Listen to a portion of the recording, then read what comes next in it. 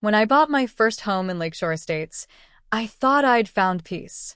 The neighborhood shimmered in perfect symmetry, lawns trimmed to golf course precision, fences painted identical shades of beige, and a man-made lake reflecting the orderly rows of houses. It was the kind of place real estate brochures bragged about. But within a week, I learned that beauty here came with a leash, and the Homeowners Association held it tight. The HOA had rules for everything: how high your grass could grow, the color of your curtains if visible from the street, even the exact time you could place trash at the curb. These rules weren't merely guidelines. They were enforced with fines and sternly worded letters. And while there was a board of 5 members, only one voice seemed to matter: Karen Miller. Karen lived 2 houses down, in the largest property on the block. Her 2-story colonial boasted gleaming white shutters and a flower bed so symmetrical it looked computer-generated. She wasn't the official HOA president, though she often spoke over him at meetings, but she carried herself like a ruler. If you crossed her, you weren't just breaking a rule. You were declaring war. We met on my 3rd day in the neighborhood. I was carrying a box from my car when she appeared in my driveway, clipboard in hand. Her smile was tight, the kind that said, "I'm only pretending to be polite." She introduced herself, then immediately launched into a list of helpful tips for keeping my property in line with community standards. Among them, repaint my shutters because the gray leaned too blue, replace my mailbox for being too modern, and remove the small basketball hoop over my garage, apparently an aesthetic violation. I thanked her through gritted teeth, assuming it was just an overeager welcome. But the next morning, I found a printed notice taped to my door: HOA violation. Immediate action required. It was signed, in swirling cursive, Karen M. At first, I laughed it off. I'd dealt with difficult people before.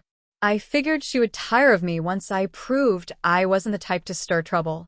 But Karen wasn't merely a busybody, she was relentless. 2 weeks later, on a quiet Saturday morning, I was in my garage working on my aging Honda Civic. Music played softly from my phone while I checked the brakes. The hood was up, tools neatly arranged on a sheet of cardboard to catch oil drips. That's when her shadow fell across the driveway. "You know," she said, folding her arms, "mechanical work in plain view is prohibited. It lowers property values." I looked up. "I'm just finishing up." "It's not." She cut me off. "If someone reports this, you could be fined. I'd move it inside before that happens." Her tone made it clear who someone would be. By Monday, the fine was in my mailbox: $100 for automotive repairs in a visible location. No proof. No warning. Just a bill. I paid it, partly to avoid confrontation, partly because I thought it might buy some peace. It didn't. The next month, a moving truck delivered a brand new black Lexus SUV to Karen's driveway. She hovered around it all afternoon, wiping invisible dust from the hood, calling out to passers-by about upgrading to something worthy of the neighborhood. That evening, at the HOA meeting, she proposed a new restriction on overnight street parking, citing, with a pointed glance my way, the unsightly effect of old vehicles cluttering the curb. I kept my mouth shut, though my jaw ached from clenching it. I told myself it wasn't worth the fight. But her eyes lingered on me that night, a spark of challenge in them. I had the distinct sense she was testing how far she could push. The tension sat like a stone in my stomach over the following weeks. I avoided her, entering my house through the back when possible. But living here meant constant visibility, every move catalogued by watchful eyes. I began to realize Karen thrived on that visibility, wielding the rules like weapons. Still, I thought I could outlast her. Until the day she escalated from petty fines to something far more dangerous. It was a Tuesday evening when I came home from work and opened my garage. The familiar creak of the door was followed by a sight that made me freeze. Inside, parked under the flickering fluorescent light, was the black Lexus SUV. For a moment, I thought I'd made a mistake, that I'd opened someone else's garage. But the chipped corner of my workbench, the cardboard with oil stains, this was mine. The Lexus didn't belong here.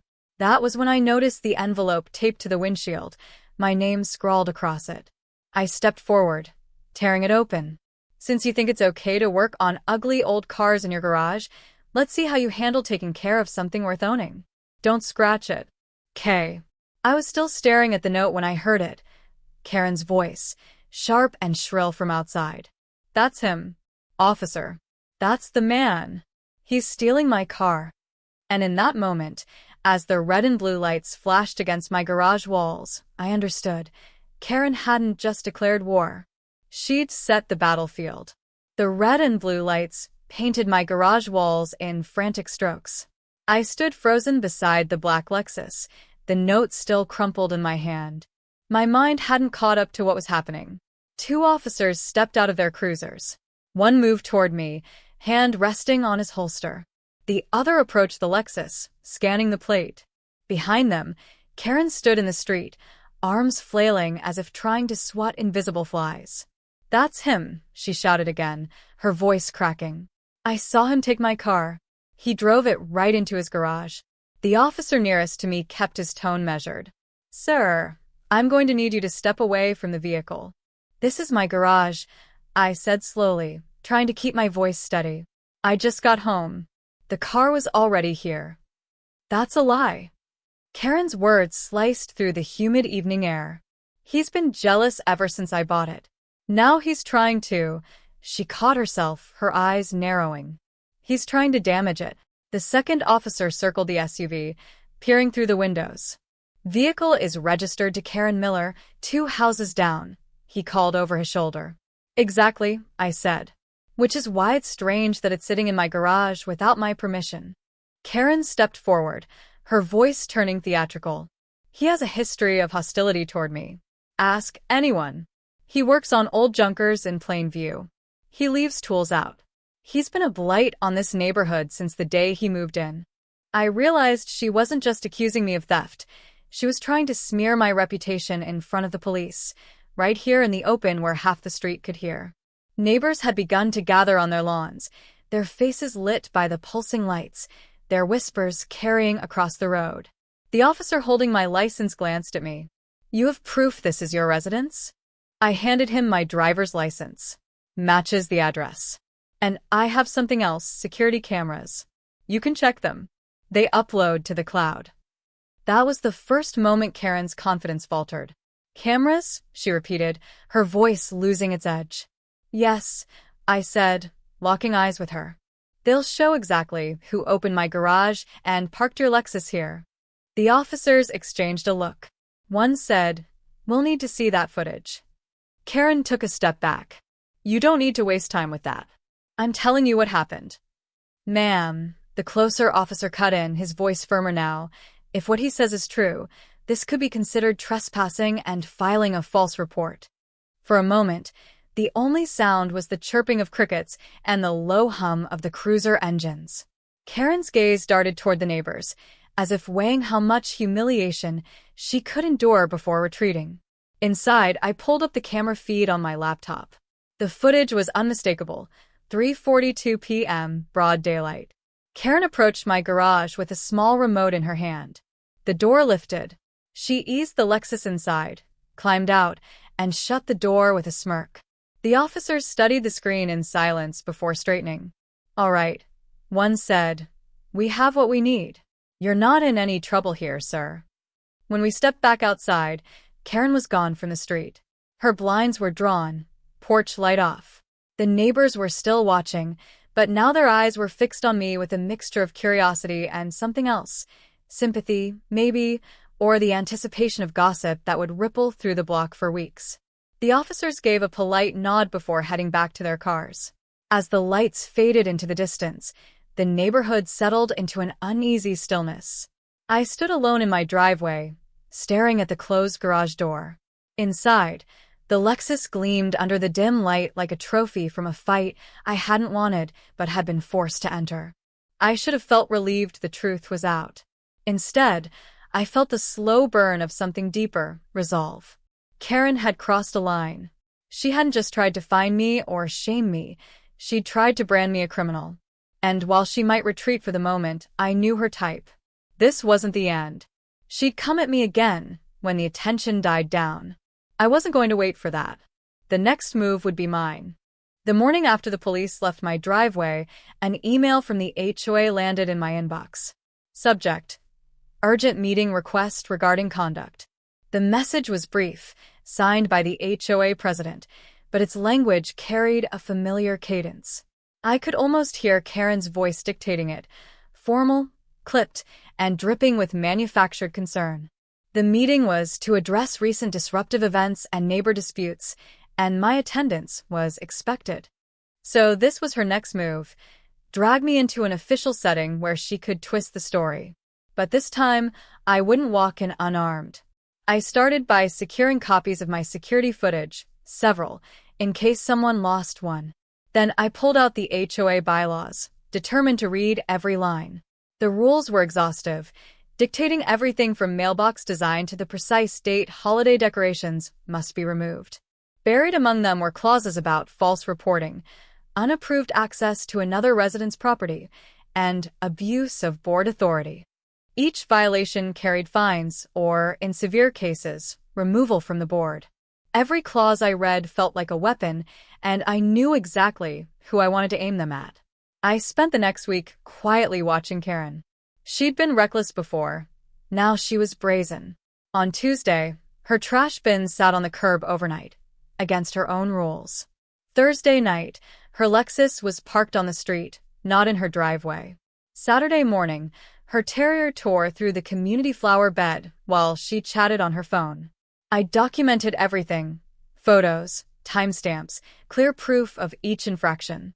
But evidence alone wouldn't dismantle her. I needed allies. So I began talking to my neighbors, carefully, without pushing too hard.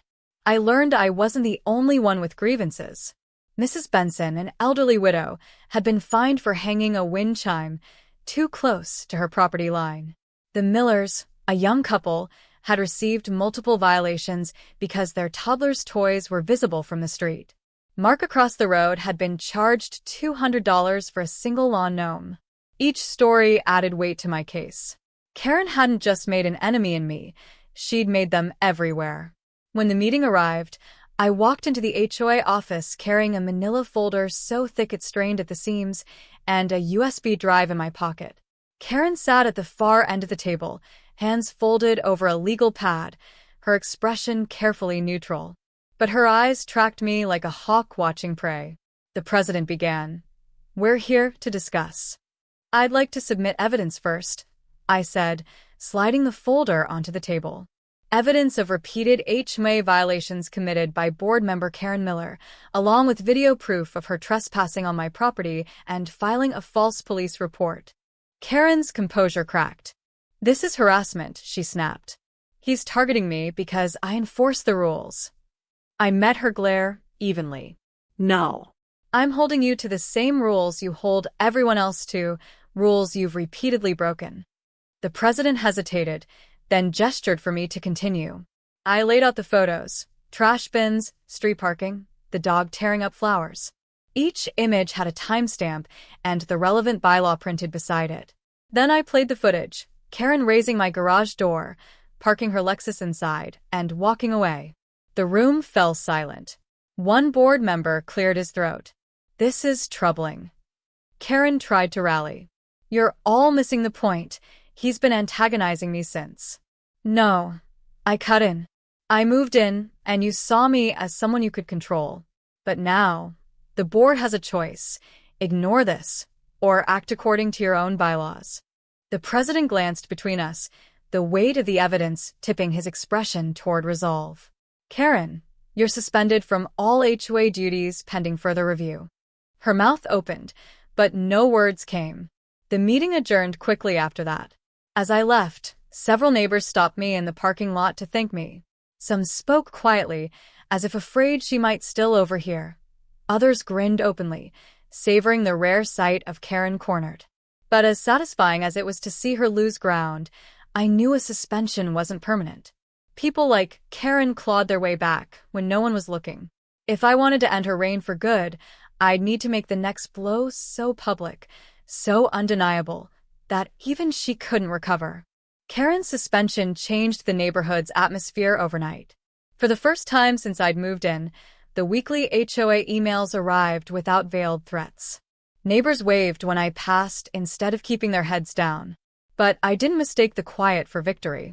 Karen still owned her home, and as long as she stayed, she could scheme her way back into influence. I decided the next move had to be decisive, something public, permanent, and beyond her ability to spin. The perfect opportunity came in the form of the upcoming quarterly HOA General Assembly. These meetings were usually dull affairs, budget updates, landscaping discussions, but they were open to every resident. With the right preparation, it could become the stage for her final downfall. 2 weeks out, I printed simple flyers. Important HOA meeting, critical updates for all homeowners. Attendance encouraged.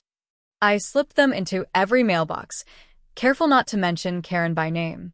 Curiosity would do the rest. The night of the meeting, the room was packed. People stood along the back wall, whispering in anticipation. Karen arrived late, taking a seat in the corner with a rigid posture and a tight smile. Her hair was perfect, her nails immaculate, but there was tension in her eyes, an awareness that the tide had turned against her. When the president began the agenda, I raised my hand. I moved to add an item, a formal vote on the permanent removal of Karen Miller from all HOA positions. A murmur rippled through the room. The president hesitated, then nodded. Motion accepted. Do you have supporting material? Yes. I stepped to the front and connected my USB drive to the projector. The first slide appeared, a bylaw, clearly displayed, alongside a time-stamped photo of Karen breaking it. One by one, I presented them. Trash bins left overnight, the Lexus parked on the street, her dog damaging community property. The room grew quieter with each image. People shifted in their seats, their attention locked on the screen. Then came the footage. The video showed her unlocking my garage with a remote, pulling the Lexus inside, then walking away with a satisfied smirk. The projection was sharp, the timestamp clear. Gasps filled the room. Someone whispered, "She really did it." I followed with the audio of her 911 call, her voice shrill and urgent. "He stole my car." The dispatcher's calm questions contrasted sharply with her dramatics, making her desperation sound even more manufactured. When the audio ended, the silence was heavy. Karen stood, her voice trembling but loud. "You're all letting him twist this. He's been targeting me since the day he moved in." A man from the back interrupted. "Karen, you fined my wife for planting tulips. He's not the only one you've gone after." A woman near the front added, "You ticketed me for having a Halloween wreath up a day too long. Maybe it's time someone held you accountable." The president cleared his throat. "We'll proceed to the vote. All in favor of removing Karen Miller from the board and prohibiting her from holding future HOA positions." Hands went up, row after row, until nearly the entire room was raised against her. All opposed. Only Karen's hand remained in the air, shaking. "The motion passes," the president said. "Effective immediately." Karen sat down slowly, her gaze fixed on the table in front of her. For once, she had no speech, no retort. Just silence. The rest of the meeting passed quickly, though no one was really listening to the standard agenda. The decision had already reshaped the balance of power in the neighborhood. Within a week, a moving truck appeared in front of Karen's house. Rumors spread. Some said she was downsizing. Others claimed she couldn't bear the humiliation. On her last day, I was outside trimming my hedges when she emerged with a box in her arms. Our eyes met. "You think you've won," she said quietly. I set down the clippers. "No, Karen." "The neighborhood one." She didn't answer. She simply loaded the box into the black Lexus, got in, and drove away without looking back. Months later, Lakeshore Estates feels like a different place. The rules are still there, but they're applied fairly. Neighbors linger at barbecues instead of hurrying inside. The air feels lighter. And every time I open my garage, I remember the day she tried to destroy me and ended up destroying herself.